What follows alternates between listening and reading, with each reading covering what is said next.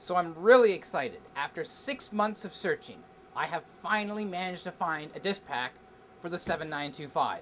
And here it is. This is the 13356 removable disc pack for the 7925. 120 megabyte capacity. I believe it was 5 or 6 platters on it.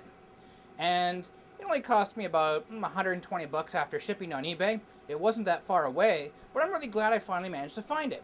So, let's take this pack and let's put it into this drive.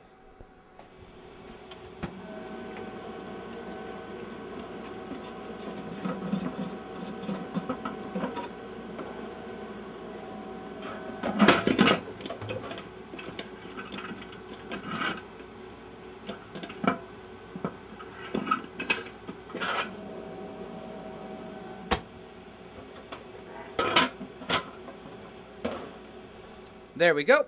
Now let's start up the drive. You know what? I'm not going to actually start up this drive. I don't know the history of this pack at all. I was told by the seller it was fantastic, but that could mean absolutely anything. It's been sitting on a shelf for 20 years. Why was it sitting on a shelf for 20 years anyways?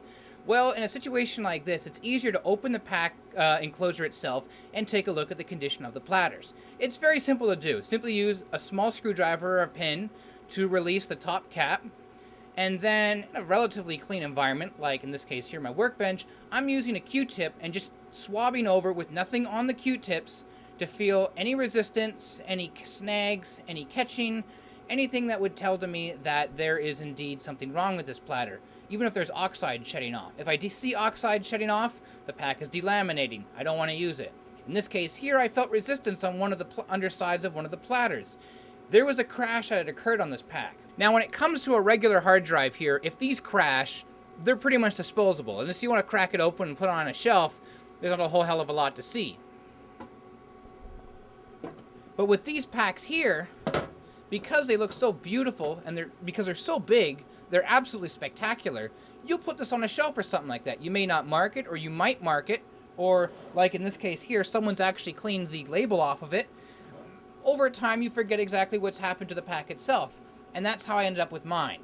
So, you do not put a pack you do not know of its condition into a drive that you believe is working. And in my case here, I still have no idea if my heads are intact.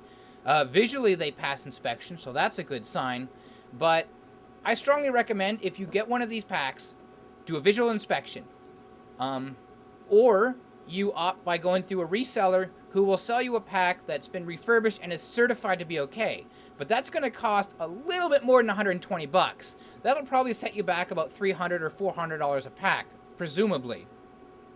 So we learned a lesson here, and now I have to go and look for another pack, which is unfortunate, but at least I have a very cool piece here I can now show off to random people and say, hey, look at this cool pack. This is 120 megs. Oh well.